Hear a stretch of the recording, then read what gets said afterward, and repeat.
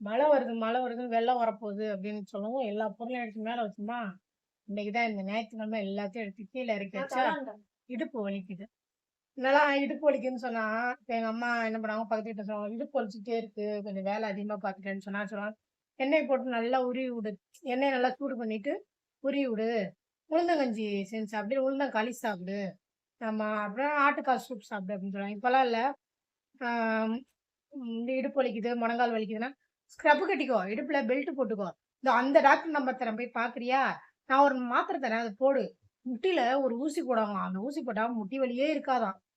அதாவது அந்த காலத்துல சொல்லும்போது உடம்புக்கும் நல்லாயி, ஸ்ட்ரெயிட்டா அதுல போய் விழுற அந்த அந்த இடத்துல க்யூர் ஆற மாரி, மறுபடியும் அது வராத மாரி இது பண்ணாங்க. இங்க எப்படின்னா, நம்ம இடுப்பு வலின்னு சொன்னா, இவங்க சொல்றதெல்லாம் கேட்டு, லாஸ்ட்ல ஒருவேளை நம்மளுக்கு அந்த மாரி பெரிய நோய் எது இருக்குமோன்னு, அந்த மாரி யோசிக்க வச்சுருது கொஞ்ச நேரத்திலேயே.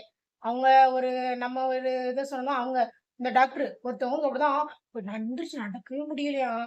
ஆமா, அவங்கலாம் எந்திரிச்சு நடந்துட்டாங்க. ஐய்யயோ! அப்ப நம்மளும் நடக்க முடியாம போயிருவோமோ! அது மாரிலாம் யோசிக்க வச்சுரும். ஆனா, அந்த காலத்துல அப்படி இல்ல. இந்த இலைய சாப்பிடு, பிரண்ட சாப்பிடு, அப்புறம் லட்சக்கட்டை கீரை சாப்பிடு, எலும்புருக்கி சாப்பிடு அப்படின்னு சொல்லுவாங்க. இப்ப அதெல்லாம் சொல்றதுக்கு ஆளே இல்லங்க. மாத்திரை, மருந்து, ஆயில்மெண்ட் அப்புறம் டாக்டர்.